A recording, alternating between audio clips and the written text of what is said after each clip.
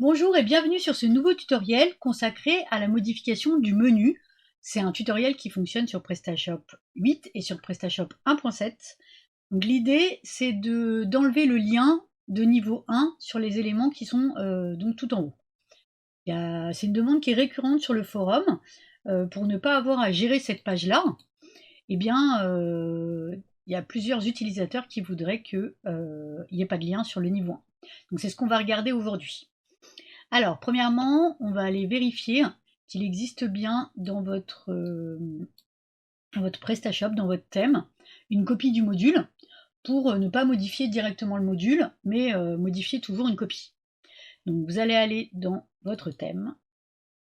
Donc moi c'est le thème classique, dans les modules.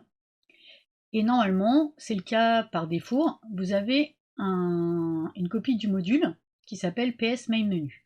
Si ce n'est pas le cas, vous faites simplement un dossier dans le menu, vous faites un dossier qui s'appelle PS Main Menu et vous allez aller récupérer à la racine de votre site, dans les modules, ici, le main menu, vous récupérez le fichier Smarty qui s'appelle psmainmenu.tpl. Okay, donc nous on va retourner sur notre thème et on va travailler sur le fichier du thème. Dans les modules, je l'ouvre avec un éditeur. Ici. Alors je vais vous expliquer un petit peu comment ça marche. Donc le module de menu, il appelle les éléments, les différentes catégories, et il leur associe une URL ici. Donc c'est le href. Mais on a de la chance parce que y a une variable qui définit le niveau, la profondeur de mon menu. C'est cette variable-là qui s'appelle depth. Donc si on est tout en haut, si c'est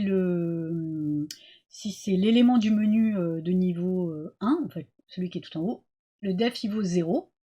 Et puis après, tous les éléments de sous-menu, ils sont supérieurs à 0. Donc nous, c'est ce qu'on va faire, on va utiliser cette variable, et on va lui dire, si ça vaut 0, tu mets pas d'URL. Par contre, si c'est supérieur à 0, c'est égal à 1 et supérieur, et bien dans ces cas-là, tu vas mettre une URL. Okay, donc on va se positionner ici et on va lui dire ça. Donc on va lui dire si le def il est égal, donc égal à 0, dans ces cas-là, eh ben, tu mets une dièse. Dièse, c'est pas de lien en fait, c'est un lien sur lui-même. Et donc on va fermer la condition. Hop. Mais par contre, du coup, si le def il est, alors on va prendre celui-là, on va prendre supérieur ou égal à 1. Par contre, s'il est supérieur ou égal à 1, eh ben dans ces cas-là, oui, tu prends l'URL.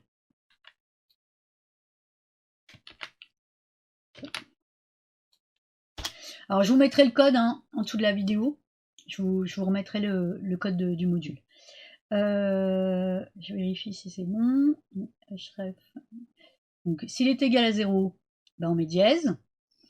Et s'il est supérieur ou égal à 1, eh ben on met l'URL.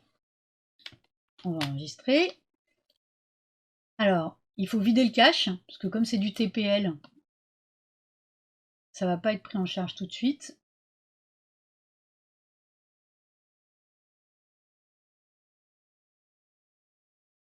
Voilà, je recharge ma page. Et on va vérifier. Hop. Et effectivement, il n'y a plus de lien sur le niveau 1.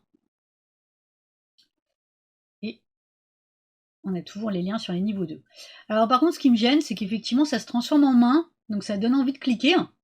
Donc ce qu'on va faire, c'est qu'on va mettre une petite ligne de CSS pour que ça ne devienne pas une main. Ok. Alors, pour le CSS, idéalement, il faut avoir créé un fichier qui s'appelle custom.css. Donc j'ai fait une autre vidéo où j'explique comment créer ce fichier pour pouvoir configurer votre CSS, pour pouvoir mettre du CSS sur votre site, sans toucher à votre thème. Tout simplement, vous faites un fichier CSS qui s'appelle custom.css et vous le mettez dans les assets, dans le CSS des assets. ici. Donc moi j'en ai un, il est là. Hop, on va ouvrir avec Notepad. Et ce qu'on va faire, c'est qu'on va lui demander... On va lui demander que les liens avec un def qui est égal à 0, et ben dans ces cas-là, on voudrait que le curseur, donc la forme de votre souris, que le curseur il soit ineri. Ineri, c'est une valeur, c'est la valeur par défaut en fait. C'est ce qui devrait être s'il n'y avait pas de valeur. Voilà. On va enregistrer.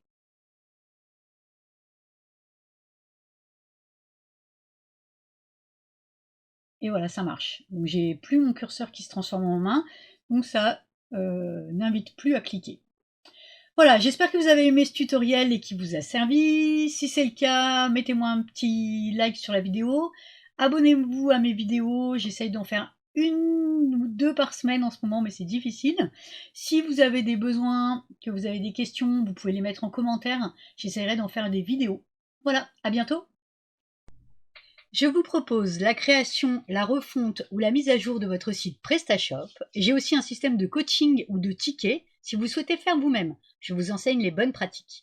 Retrouvez-moi sur mon site www.webeplus.fr ou sous la vidéo et prenons rendez-vous pour discuter de votre projet.